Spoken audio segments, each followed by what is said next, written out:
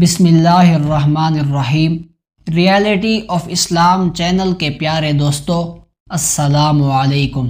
اس video میں حضور علیہ السلام کو دودھ پلانے کی کہانی حضرت حلیمہ سعدیہ کی زبانی بیان کی جائے گی۔ دوستو، اگر آپ نے ہمارے چینل ریالٹی آف اسلام کو ابھی تک سبسکرائب نہیں کیا تو فوراً سے پہلے اسے سبسکرائب کر لیں تاکہ ہمارے پیارے نبی کی پیاری باتیں آپ تک پہنچتی رہیں، اور اس ویڈیو کو آخر تک ضرور سنیے گا، انشاءاللہ قلبی سکون ملے گا۔ تو بغیر کسی تاخیر کے ویڈیو کا آغاز کرتے ہیں۔ حضرت حلیمہ سعدیہ فرماتی ہیں، یہ سال قحط اور خشک سالی کا سال تھا۔ ہمارے پاس کچھ باقی نہ رہا تھا جس پر گزر اوقات کر سکیں۔ میں ایک سبزی مائل رنگ والے گدھے پر سوار ہو کر اپنے قافلے کے ساتھ نکلی۔ ہمارے ساتھ ایک بوڑھی اونٹنی بھی تھی جس کے تھنوں میں دودھ کا ایک قطرہ تک نہ تھا۔ میرا بچہ بھوک کی وجہ سے ساری رات روتا رہتا اور ہمیں ایک پل کے لیے بھی سونا نصیب نہ ہوتا۔ نہ میری چھاتیوں میں اتنا دودھ تھا جس سے وہ سیر ہو سکے، اور نہ ہماری اونٹنی کے تھنوں میں دودھ تھا جو ہم اس کو پلا سکیں۔ ہم اس امید پر تھے کہ اللہ تعالی احسان فرمائے گا، بارش برسے گی اور خوشحالی کا زمانہ پھر لوٹ آئے گا۔ میں اس گدھے پر سوار ہو کر اس قافلہ کے ساتھ روانہ ہوئی۔ مارے بھوک کے وہ قدم بھی نہیں اٹھا سکتا تھا۔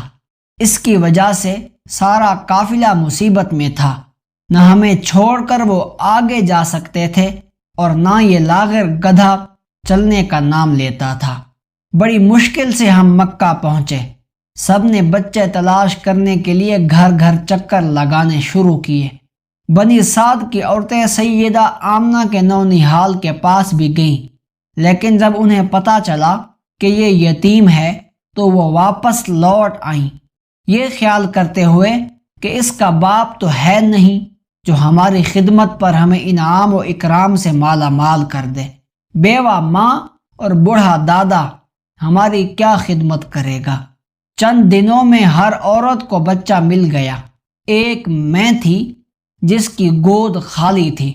میری غربت، تنگ دستی اور خستہ حالی کو دیکھ کر کوئی خاندان مجھے اپنا بچہ دینے کے لیے آمادہ نہ ہوا۔ آخر میں نے اپنے خاوند کو کہا کہ باخدا میں خالی واپس نہیں جاؤں گی، میں اس یتیم بچے کو ہی لے کر آتی ہوں، کم از کم خالی گود تو واپس نہیں جاؤں گی۔ میرے شوہر نے کہا، ٹھیک ہے، جاؤ اور اس یتیم بچے کو لے آؤ۔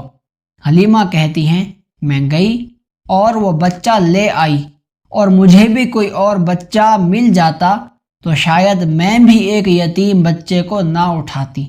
میرے لیے اس کے بغیر کوئی چارہ کار نہ تھا۔ کافی کوشش کے باوجود مجھے کسی دوسری عورت نے اپنا بچہ دیا ہی نہیں۔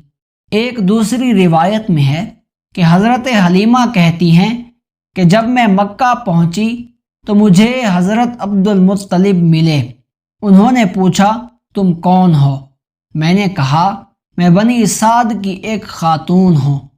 انہوں نے نام پوچھا تو میں نے بتایا، حلیمہ۔